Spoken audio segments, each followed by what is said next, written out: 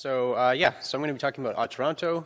We're a self-driving team that runs out of the University of Toronto.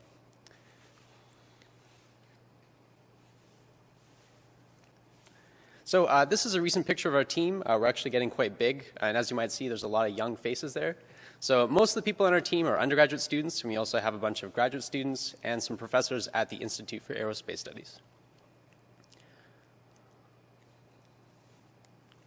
So here's a few big things that I think you all need to know about our team. So the first is that, like I said, we're big, so there's over 100 people on our team.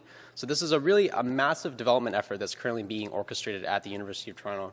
The second thing is that we're the winners of the GM SAE AutoDrive Challenge last year, and I'll talk more about that in a minute. And the third thing is that we're one of only a few self-driving research groups within Canada, so we're really leading the charge in terms of self-driving and AI research. And I think the big thing that you should all take away and look out for is that we are aiming to actually put a self-driving vehicle on the streets of Toronto before the end of 2019. So the SAE AutoDrive Challenge is this 3-year collegiate competition to develop and demonstrate a self-driving vehicle by 2020. So the competition last year had 3 individual components. There was the Lateral challenge, where we had to perform lane keeping through a series of tight turns. There's the Straight Line challenge, where we had to also do lane keeping and stop at a series of stop signs. And there's the Object Detection and Avoidance challenge, where they placed obstacles throughout the environment, and we had to avoid these obstacles by making lane change maneuvers.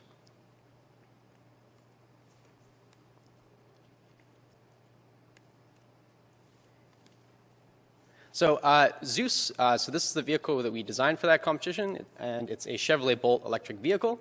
And you can see it on the left there. So the main things to look out for is all the different sensors we have in the vehicle. So this includes a 3D LiDAR, as well as a camera. There's a GPS IM unit for localizing the vehicle, as well as some radars behind the front bumper.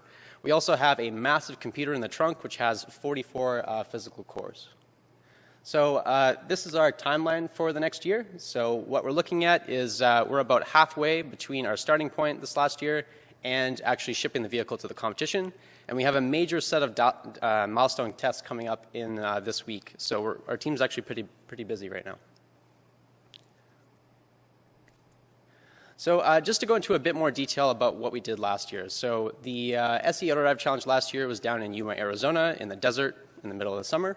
And you can kind of get an idea for what this environment looks like. So it's very different from Toronto. So on the left-hand side there, we have this nice long stretch where we're trying to basically drive in kind of a highway situation and stop at stop signs. And on the right-hand side, we're trying to avoid these obstacles that have been placed in the environment, including pedestrians, cars, and a deer that's in the middle of the road.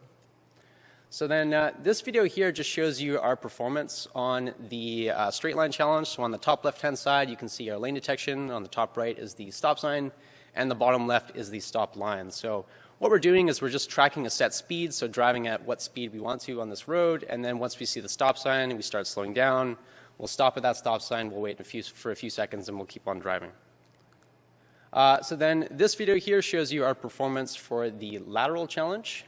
So in this one, you can see the lane detection on the left-hand side, as well as a top-down view of the lane detection on the middle and on the right-hand side. So the main thing that we're proud of here is that this is a pretty robust system that allows the vehicle to drive on the road by only looking at the lane lines. And we were able to do most of the development and testing in Toronto in the middle of winter, pick it up, take it down to Yuma, which is the desert in the summer, and it still worked. So that was great.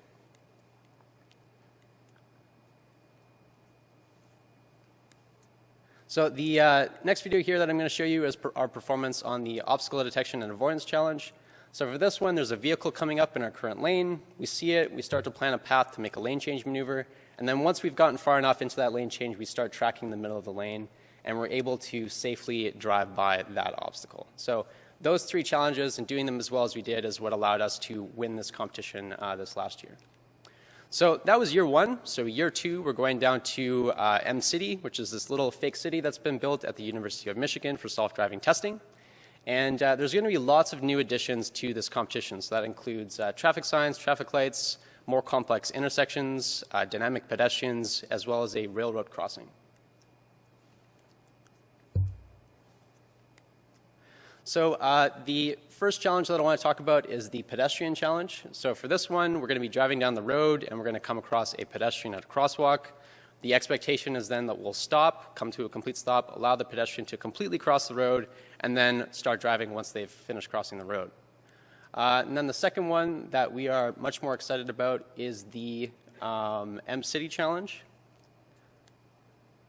And so for this one, this is going to roll together all those different components and interesting new additions that I talked about, as well as a tunnel where it might screw up the GPS, and a dynamic animal such as a deer that will jump onto the road, and we were expected to stop for it. So this is really what we're shooting for in the second year of the competition. We're aiming to develop a self-driving vehicle that can comfortably drive fully autonomously in something like a small town or a suburban environment. So then this next video here is just going to give you a sneak peek into our current performance. So in this video, we're going to approach a intersection, a mock four-way intersection. Okay, not that one.